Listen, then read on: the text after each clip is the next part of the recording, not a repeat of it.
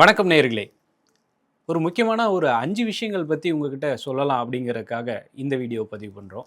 நீங்க ஒரு ஹைவேல போய்க்கிட்டு இருக்கும்போது, இப்போ வந்து டோல்கேட்ல ரொம்ப அதிக நேரத்தில காத்திருக்க வேண்டிய சூழ்நிலை இருக்கு. இது வந்து அ ஏகப்பட்ட செலவாகுது.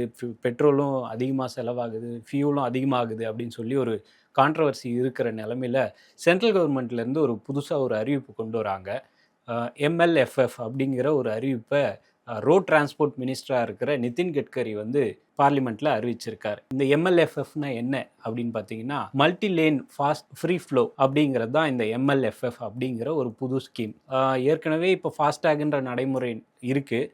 நீங்க ஒரு காரோ இல்ல ஏதோ ஒரு கமர்ஷியல் வெஹிக்கிள்ல நீங்க போகும்போதோ, இல்ல ஒரு பேசஞ்சர் வெஹிக்கிள்ல ஏதோ ஒரு அ டிராவல் பண்ணிட்டு இருக்கும்போது டோல்கேட்ல நின்னு போறத நம்ம பார்த்துருப்போம். இனிமேல் அந்த டோல்கேட்ல நின்னு போக வேண்டிய அவசியம் இல்லை அப்படின்னு சொல்லி மத்திய அமைச்சரா இருக்கிற நிதின் கட்கரி பார்லிமெண்ட்ல சொல்லியிருக்கார். எம்எல்எஃப்எஃப் அப்படிங்கிற இந்த புது ஸ்கீம் மூலமா ஒரு நேரத்துல அதிகபட்சமான வாகனங்கள் நிக்க வேண்டிய அவசியமே கிடையாது. இப்போ டோல்கேட்ல ஒரு 2 செகண்ட், 3 செகண்ட் நின்னு போறதுக்கே பெட்ரோல் வந்து அதிகமா கன்சம்ப்ஷன் அதிகமாகுது அப்படிங்கிற நிலைமையில, இனிமேல் டோல்கேட்ல ஒரு ஒரு கேமரா வச்சுருவோம். அந்த ஏஎன்பிஆர் அப்படின்னு சொல்லக்கூடிய ஒரு கேமரா வச்சுருவோம். அந்த automatic number plate recording camera. இந்த ஏஎன்பிஆருங்கிற கேமராவை யூஸ் பண்ணி உங்கள் வண்டி பாட்டுக்கு நீங்கள் போகிறபடியே போயிடலாம். அதிகபட்சமாக 80 கிலோமீட்டர் வேகத்தில் போனாலும் உங்கள் வண்டியோட நம்பர் பிளேட்டை மட்டும் கரெக்டாக அந்த கேமரா வந்து ஃபோக்கஸ் பண்ணி உங்கள் அக்கௌண்ட்டில் இப்போ ஃபாஸ்டேக்கில் எப்படி அக்கௌண்ட்லேருந்து காசு போகுதோ அதே மாதிரி ஏஎன்பிஆர் கேமராவை வச்சு உங்கள் அக்கௌண்ட்லேருந்து எடுத்துருவோம் அப்படிங்கிறது தான் இந்த எம்எல்எஃப்எஃப் அப்படிங்கிற இந்த புது ஸ்கீம். இது ரொம்ப கூடி சீக்கிரமே வரப்போகுது அப்படிங்கிறது தான் அந்த அறிவிப்பாக இருக்குது. இப்போ இந்த டோல்கேட்டே தேவையில்லைன்னு ஒரு கான்ட்ரவர்சி ஓடிக்கிட்டு இருக்கிற ஒரு சில ஸ்டேட்ஸில், பர்டிகுலராக தமிழ்நாட்டிலே சில அமைப்புகள் இந்த டோல்கேட்டே தேவையில்லாதது, ஏற்கனவே தேவையான வரிகளை நாங்கள் ஏற்கனவே கட்டிடுறோம், அதுக்கு பிறகு எதுக்கு இந்த டோல்கேட் அப்படிங்கிற ஒரு கான்ட்ரவர்சி ஓடிக்கிட்டு இருக்கிற இந்த நிலமையில் டோல்கேட்டுங்கிற கான்செப்டையே அட்வான்ஸ் பண்ண போகிறாங்க. எம்எல்எஃப்எஃப் அப்படிங்கிற இந்த கான்செப்டை வச்சு அட்வான்ஸ் பண்ண போகிறாங்கன்ற அறிவிப்பு ஒரு அதிர்ச்சியை ஏற்படுத்தியிருக்கு. இதுக்கு சென்ட்ரல் கவர்மெண்ட்லேருந்து என்ன சொல்கிறாங்க அப்படின்னா, இந்த எம்எல்எஃப்எஃப் ஸ்கீம் மூலமாக 1500 கோடி ரூபாய் வரைக்கும் எரிபொருள் செலவை மிச்சப்படுத்த முடியும். அதுவும் இல்லாமல் கவர்மெண்ட்டுக்கு எக்ஸ்ட்ரா 6000 கோடி ரூபாய் பணம் கிடைக்கும் அப்படின்னும் நிதின் கட்கரி சொல்லியிருக்காரு. இது முதல் செய்தி. ரெண்டாவது, என்னப்பா இதுக்கு ஒரு எண்டே கிடையாதா அப்படிங்கிற மாதிரி சில்வர் விலை கண்ண பின்னான்னு போய்கிட்டே இருக்குது. இந்த நேரத்தில் 1 கிராம் சில்வரோட விலை 234 ரூபா, விச் இஸ் 1 கிலோ வெள்ளியோட விலை 2,34,000 ரூபாவாக இருக்குது. எப்பா சில்வருக்கு தான் இது டெய்லி ஏறுது, அது எங்களுக்கே தெரியும் அப்படின்னு நீங்கள் சொன்னாலுமே இந்த சில்வரில் விஷயம் இருக்குது. இது ஒரு ஸ்வீட்டான விஷயம்னு சொல்லலாம். அது என்ன ஸ்வீட்டான விஷயம் அப்படின்னா, இப்போ நம்ம தமிழ்நாடு அப்புறம் இந்த மாதிரியான சதர்ன் ஸ்டேட்ஸில் இனிப்பு வகைகள் கம்மியாக சாப்பிட்றாங்க அப்படின்னு சொல்லலாம். கம்பேரிட்டிவ்லி வட இந்தியாவில் அதிகமான பேர் வந்து ஸ்வீட்ஸை விரும்பி சாப்பிட்றவங்க இருக்காங்க. அவங்களுக்கு தான் இந்த செய்தி அவங்களுக்கு ரொம்ப கசப்பான செய்தியாக இருக்கும். என்ன அப்படின்னா, 234 ரூபா போயிடுச்சு 1 கிராம் சில்வர். வட இந்தியாவில் வட மாநிலங்கள்லாம் வந்து ஸ்வீட்ஸ் அதிகமாக விரும்பி சாப்பிடுவாங்கன்னு சொல்லியிருந்தோம் இல்லையா? அதில் காஜு கட்லி இந்த மாதிரியான ஸ்வீட் ஐட்டம்ஸ்க்கு மேலே சில்வரை, சாப்பிடக்கூடிய சில்வரை ஃபாயிலாக ஒரு சின்ன ஷீட் மாதிரி பண்ணி அந்த காஜு கட்லி மேலே வச்சு எடுத்துருவாங்க. அதுக்கும் சேர்த்து தான் சார்ஜ் பண்ணுவாங்க நம்மக்கிட்ட. இப்போ இந்த சில்வர் விலை ஏறிக்கிட்டே போகுது அப்படிங்கிறதுனால, ஏற்கனவே சொல்லியிருந்தேன் இல்லையா, காஜு கட்லியில் அந்த சில்வர் பேப்பர் மாதிரி வச்சு ஒத்தி எடுப்பாங்கன்னு, அந்த பேப்பருக்கு பேர் வர்க். அந்த வர்க்கோட விலை அநியாயத்துக்கு ஏறி போச்சு. இதனால எங்களால் ஸ்வீட்டு கடையில் சில்வரை கொஞ்சம் கொஞ்சமாக ஸ்டாப் பண்ண போகிறோம் அப்படின்னு சொல்லி ஸ்வீட்டு தயாரிக்கிறவங்கெல்லாம் ஒரு மாதிரி ஒரு முடிவுக்கு வந்திருக்காங்க. எங்களால் இது கட்டுப்படியே ஆகலை, இதுக்கப்புறம் எங்களால் இந்த சில்வர் ஒர்க் வச்சு பண்ண முடியாது, குங்குமப்பூவோ இல்லை பிஸ்தா வச்சு பண்ணாலுமே எங்களுக்கு சில்வர் விலைக்கு ஆகலை, அதை விட நாங்கள் பிஸ்தாக்கே மாறிக்கிறோம் அப்படின்னு சொல்லியிருக்காங்க. வெள்ளியை மேலே வச்சு போட்டோம்னா எங்களுக்கு கட்டுப்படி ஆகலை அப்படின்னு சொல்லி வட இந்தியாவில் இது ஒரு பெரிய பிரச்சனையாகவே மாறி இருக்கு. இதனால கல்யாண சீசன் ப்ளஸ் வந்து இந்த ரக்ஷாபந்தன் தினத்திலலாம் இந்த மாதிரியான சில்வர் ஸ்வீட்டை நிறைய பேர் விரும்பி தங்களோட சிஸ்டர்ஸ்க்கோ பிரதர்ஸ்க்கோ கொடுக்கறது வழக்கம். இந்த வருஷம் சில்வர் விலை கண்ணா பின்னான்னு ஏறிட்டதுனால இந்த சில்வர் காஜு கட்லியோட விற்பனை கணிசமாக சரிஞ்சிருக்கு அப்படிங்கிற ஒரு அதிர்ச்சி செய்தி இருக்குது.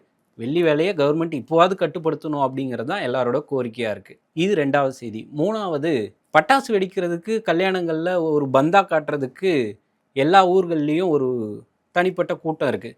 கல்யாணத்துக்கு ஆகிற செலவை விட பட்டாசுக்கு அதிகமான செலவுகள்லாம் பண்ணுற ஃப்ரெண்ட்ஸும் இருக்காங்க. இந்த மாதிரியான சூழ்நிலையில் மத்திய பிரதேசத்தில் ஒரு கல்யாணம் நடந்திருக்கு. அந்த கல்யாணத்தில் பட்டாசுக்கான செலவு மட்டுமே 70 லட்ச ரூபா. ஆமாங்க, நீங்கள் கேட்டது கரெக்ட் தான். 70 லட்ச ரூபா செலவு பண்ணியிருக்காங்க. எப்பா 70 லட்சம் கொடுத்து பட்டாசுக்கு வெடித்ததுக்கு நம்ம ஊரில் இருந்துச்சுன்னா 10 ஏழை குடும்பத்துக்கு கல்யாணமே நடத்தி வச்சுருக்கலாமே அப்படின்னு கேட்கலாம். இந்த 70 லட்சத்தை செலவு பண்ணது நீங்களோ நானோ ஒரு காமன் மேனோ இல்லை, ஒரு பிஜேபி எம்எல்ஏ. அந்த பிஜேபி எம்எல்ஏவோட பேர் கோலு சுக்லா. கோலு சுக்லாவோட பையன் பேர் அஞ்சனேஷ் சுக்லா. அவருக்கு கடந்த 12ஆம் தேதி தான் கல்யாணம் நடந்திருக்கு. ரூல்ஸுங்கிறதே உடைக்கிறதுக்கு தான் அப்படின்னு சொல்லுவாங்க இல்லையா, அந்த மாதிரி கோயிலில் இந்த அஞ்சனேஷ் சுக்லா அப்படிங்கிறவருக்கு கல்யாணம் நடந்திருக்கு. அந்த கல்யாணத்தில் பல விதிமீறல்கள் நடந்திருக்கு அப்படின்னு சொல்கிறாங்க. கோயிலில் வழக்கமாக ஃபோட்டோ எடுக்கவே அலோவ் பண்ண மாட்டாங்க. இந்த கப்புள் வந்து ரொம்ப புனிதமாக கருதப்படுற சாமி சிலைகள் முன்னாடி நின்று இந்த கப்புள் வந்து ஃபோட்டோ ஷூட்டே நடத்தியிருக்காங்க. புதுமண தம்பதிகள் வந்து ஃபோட்டோ ஷூட்டே நடத்தியிருக்காங்க அப்படிங்கிற ஒரு கான்ட்ரவர்சியும் இருக்குது. இந்த 70 லட்சம் ரூபாய்க்கான செலவை எங்கேயுமே அவங்க வந்து அதிகாரப்பூர்வமாக ஒத்துக்கலை. ஆமாம், நாங்கள் 70 லட்ச ரூபா செலவு பண்ணி பட்டாசு வெடித்தோம் அப்படிங்கிறதே அவங்க ஒத்துக்கலை. இது சில நியூஸ் பேப்பர்ஸில் வந்திருக்கு, அதை உங்ககிட்ட கொண்டு வரலாம் அப்படிங்கிறது தான் இந்த முயற்சி. என்னப்பா 3 செய்தி சொல்லிட்டேன், 4வதாக என்ன புதுசாக சொல்ல போகிறேன் அப்படின்னு நீங்கள் கேட்கலாம். ஒரு காருக்கு நீங்கள் வந்து சுற்றுச்சூழலை மாசுபடுத்திட்டீங்க, உங்களுக்கு வந்து 10,000 ரூபா ஃபைன் அப்படின்னு போட்டிருக்காங்க. 10,000 ரூபா ஃபைனா, நான் என்ன சார் தப்பு பண்ணேன் அப்படின்னு சொல்லி அந்த காரோட டிரைவர் வந்து ஓனர் அண்ட் டிரைவர் இவங்க என்ன சொல்லியிருக்காங்கன்னா, 10,000 ரூபா ஃபைன் போடுற அளவுக்கு எங்கள் சைடில் என்ன பிரச்சனை அப்படின்னு எனக்கு சலான் கொடுங்க அப்படின்னு போலீஸ் சைடில் கேட்கும்போது, நீங்கள் வந்து சுற்றுச்சூழலை மாசுபடுத்திட்டீங்க, ரொம்ப புகை அதிகமாக வந்திருக்கு உங்கள் வண்டியில் அப்படின்னு செக் பண்ணி ஒரு சலானை கையில் கொடுத்துருக்காங்க. அங்கே தான் போலீஸுக்கே ஒரு ட்விஸ்ட்டு. அந்த சலான் கொடுக்கப்பட்ட வண்டி நம்பர் வந்து ஒரு வெஹிக்கிளுக்கு எப்படி புகையே வராத வெஹிக்கிளுக்கு எப்படி 10,000 ரூபா கொடுத்தீங்க அப்படின்னு சொல்லி இந்த ஃபோட்டோவை எடுத்து, அதாவது போலீஸில் எப்படி கொடுப்பாங்கன்னா, நீங்கள் இந்த விதிமீறல் பண்ணிட்டீங்க, அதுக்கான சாட்சி இதோ அப்படின்னு சொல்லி ஒரு ஃபோட்டோவை கொடுக்கணுங்கிறது ரூல். அப்படி இருக்கிறப்போ இவங்க எடுத்திருக்கிற அந்த ஒரு ஃபோட்டோவில் வண்டி நம்பர் தெளிவாக இருக்குது. பச்சை கலரில் ரெஜிஸ்ட்ரேஷன் நம்பர் போட்டிருக்கோம். வெஹிக்கிள்லாம் பச்சை கலர் ரெஜிஸ்ட்ரேஷன் நம்பர் இருக்கும். அப்படி இருக்கிற இந்த பச்சை கலர் ரெஜிஸ்ட்ரேஷன் நம்பர் எப்படி அதிக புகையை உண்டாக்குச்சுன்னு இவர் ஒரு ஃபோட்டோ போட, அது ஃபுல்லாக சோஷியல் மீடியா ஃபுல்லாக வைரலாக, அந்த சம்மந்தப்பட்ட ஹரியானா போலீஸே இப்போ களத்தில் இறங்கியிருக்காங்க. ஐயா, எங்கள் சைடு ஏதோ மிஸ்டேக் ஆகிப்போச்சு, இதுக்கப்புறமா நாங்கள் அதை சரி பண்ணிக்க ட்ரை பண்ணுறோம், உங்களோட டீட்டெயில்ஸ்லாம் கொஞ்சம் கொடுத்தீங்கன்னா ஹெல்ப்ஃபுல்லாக இருக்கும் அப்படின்னு சொல்லி சம்மந்தப்பட்ட அந்த ஆள்கிட்ட ஒரு விளக்கமும் கேட்டிருக்காங்க. இது ஹரியானாவில். என்னப்பா திணுசாக இருக்கே, புதுசான கதைகளாக இருக்கே அப்படின்னு கேட்டிங்கன்னா, நீங்கள் இனிமேல் ஃபோனே யூஸ் பண்ணக்கூடாது. ஆமாம், அப்படின்னு ஃபோனே யூஸ் பண்ணக்கூடாதுன்னு நான் சொல்லலை. ராஜஸ்தானில் ஒரு பர்டிகுலர் கம்யூனிட்டியில் பெண்களுக்கு மட்டும் ஒரு பாரபட்சமான ஒரு அறிவிப்பை கொடுத்துருக்காங்க. என்னப்பா, ராக்கெட்டே பெண்கள்லாம் இயக்கிற அளவுக்கு அந்த ப்ராஜெக்டையே பெண்கள்லாம் இந்தியாவில் எடுத்து வழி நடத்துகிற அளவுக்கு ஒரு ரொம்ப ஃபார்வர்டாக போய்கிட்டு இருக்க இந்த நிலமையில் போய் பெண்கள் ஃபோனே யூஸ் பண்ணக்கூடாது அப்படின்னு சொல்கிறது ஒரு முட்டாள்தனமாக இருக்கே அப்படின்னு நீங்கள் கேட்கலாம். உண்மையிலே இது நடந்திருக்கு. ராஜஸ்தானில் ஜலோர் மாவட்டத்தில் காசிப்பூர் அப்படிங்கிற ஒரு கிராமம் இருக்குது. அந்த கிராம பஞ்சாயத்தில் உள்ளூர் பெரியவங்கன்னு சொல்லுவாங்க இல்லையா, ஊர் நாட்டாமை கட்ட பஞ்சாயத்தெல்லாம் பண்ணுற நாட்டாமைகள்லாம் இருக்கிற அந்த ஜலோர் மாவட்டத்தில் இந்த மாதிரி ஒரு அறிவிப்பு கொடுத்துருக்காங்க. இன்னும் அந்த அறிவிப்பெல்லாம் நீங்கள் கேட்டிங்கன்னா ரொம்ப மிரண்டு போயிடுவீங்க. ஆண்கள் எப்படி வேணால் ஃபோன் யூஸ் பண்ணலாம், பெண்கள் கேமரா ஃபோனை யூஸ் பண்ணக்கூடாது. இதுதான் அந்த முரண்பாடான அறிவிப்பு. இதில் அவங்க வச்சுருக்கிற ட்விஸ்ட் என்னென்னு பார்த்தீங்கன்னா, ஒரு வீட்டில் ஃபோன் இருக்குது, இப்போ பக்கத்து வீட்டில் யார்கிட்டையோ ஃபோன் எடுத்து போய் கொடுக்கணும் அப்படின்னா கூட பெண்கள் வந்து அவங்க வீட்டை விட்டு வெளில போகும்போது பட்டன் ஃபோன் கூட எடுத்துகிட்டு போகக்கூடாது அப்படின்னு சொல்லி ஒரு முரட்டுத்தனமான ஒரு அறிவிப்பை கொடுத்துருக்காங்க. இந்த பிரச்சனை இப்படி இருக்கும்போது இது ஒரு தனி மனிதனோட சுதந்திரத்தை எப்படி நீங்கள் பறிக்கலாம் அப்படின்னு சொல்லி சோஷியல் மீடியாவில் இந்த கம்யூனிட்டியை பற்றியும் இந்த அறிவிப்பு கொடுத்த அந்த தடை கொடுத்த அமைப்புக்கிட்டேயும் விளக்கம் கேட்டிருக்காங்க.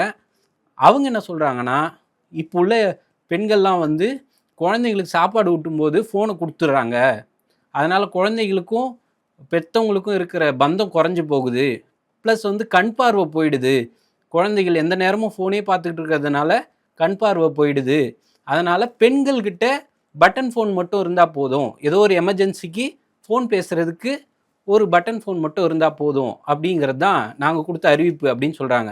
இதுக்கு ஆதரவாகவும் ஒரு டீம் இறங்கியிருக்காங்க, எதிராகவும் ஒரு டீம் இறங்கியிருக்காங்க. ஒழுக்கமாக இருந்தால் எல்லா இடத்துலையுமே ஒழுக்கமாக தான் இருக்க போகிறாங்க, இதுக்கு என்ன புது தடை அப்படின்னு சொல்லி ஒரு கான்ட்ரவர்சி ஓடிக்கிட்டு இருக்கு. இது வந்து மொத்தம் 14 கிராமங்களுக்கு இந்த அறிவிப்பை கொடுத்துருக்காங்க. இதனால ராஜஸ்தானில் இது ஒரு பெரிய டிபேட்டாகவே போய்கிட்டு இருக்கு. யாருக்கு என்ன ஃபோன் யூஸ் பண்ணணுங்கிறது இவங்க யார் டிசைட் பண்ண முடியும் அப்படிங்கிற ஒரு கான்ட்ரவர்சி ஓடிக்கிட்டு இருக்கு. வில்லேஜ் பஞ்சாயத்து, ஊர் பெரியவங்கன்னு சொல்லக்கூடிய இந்த கம்யூனிட்டியை சேர்ந்தவங்க என்ன பண்ணுறாங்க அப்படின்னா, இது வந்து எங்கள் கட்டுப்பாடு, நீங்கள் ஒரு கல்யாணத்துக்கு போனீங்கன்னா கூட, ஒரு பொது இடத்துக்கு போனீங்கன்னாலும் இந்த கட்டுப்பாடு, எங்கள் சமூகத்து பெண்கள் இப்படி தான் இருப்பாங்க அப்படின்னு சொல்லி ஒரு முரட்டு முட்டு கொடுத்துட்ருக்காங்க.